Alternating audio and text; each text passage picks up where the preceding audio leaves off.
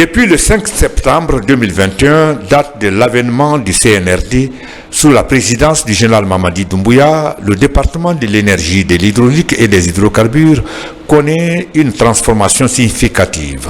Par exemple, dans le sous-secteur de l'électricité, il s'est engagé dans la mise en œuvre d'un plan d'action à court terme visant à améliorer l'accès des populations guinéennes à une énergie fiable et abordable. Un plan qui s'inscrit dans le cadre de la lettre de mission du contrat de performance et des objectifs définis par le gouvernement. Avec la volonté du président de la République et du gouvernement, il y a eu beaucoup d'efforts fournis qui ont conduit, au regard du déficit constaté, au retour du bateau thermique qui a augmenté la capacité de production. Et Dieu faisant aussi avec la Baraka, nous avons connu une bonne pluviométrie. Cela nous a permis de gérer de manière efficiente et efficace l'eau au niveau des barrages, qui, du délestage chronique, nous sommes retrouvés en exportateurs d'énergie dans les pays de la sous-région. Il y a eu des échanges d'énergie. Nous avons maintenu un cap aujourd'hui qui nous permet de tourner à plein régime au niveau des deux barrages. Et ensuite, les centrales thermiques existantes au niveau des DG, ces centrales datant de plus de 16 ans, d'autres de 20 ans, sont en réhabilitation. Dans le développement de l'énergie solaire, il faut noter la construction des 3 centrales solaires totalisant 100 MW, 30 à Kouroussa, 35 à Kankan et 35 à Sigiri.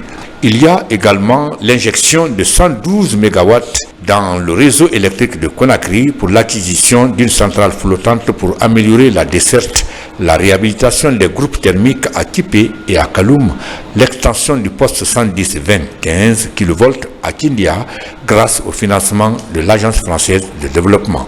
En matière de promotion de l'électrification rurale, 32 localités sont électrifiées à Nzérékouré et Kindia grâce à la construction de 279 km de lignes électriques, 34 postes moyenne tension, basse tension et 854 éclairages publics.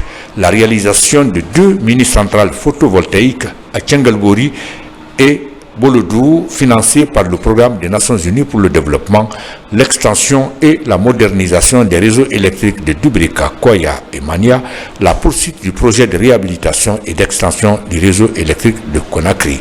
Le ministère de l'Énergie, de l'Hydraulique et des Hydrocarbures demeure engagé à poursuivre ses actions pour répondre aux attentes des Guinéens et à faire de l'accès universel à l'électricité une réalité d'ici les...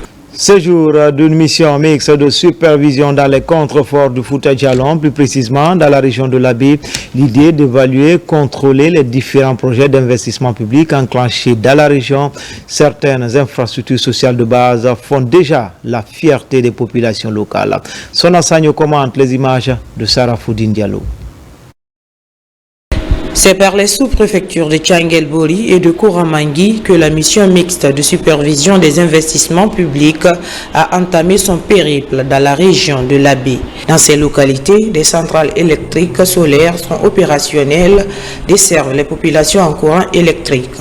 Des centrales électriques installées par l'Agence guinéenne d'électrification rurale avec l'appui financier du gouvernement et ses partenaires. Une aubaine désormais pour ces populations. L'avantage que le CS de Tchanguelbori a par rapport à l'installation du courant, d'abord, je commencerai par la maternité qui avait des difficultés par rapport à la couveuse des enfants lors de naissance. Et maintenant, à tout moment, comme le courant est régulier, ça ne leur pose pas de problème. De nos travaux jusqu'au l'éclairage de notre localité, nous profitons beaucoup du courant électrique. Concernant le travail, on utilisait beaucoup le carburant qui n'était pas profitable et pour à Tchanguelbori, tout comme à Kouramangui, la mission a échangé avec les bénéficiaires afin de se rassurer de l'impact de ces projets de développement. Le projet a été réalisé tout en respectant les clauses du contrat. On a trouvé vraiment une satisfaction énorme envers les bénéficiaires et les autorités.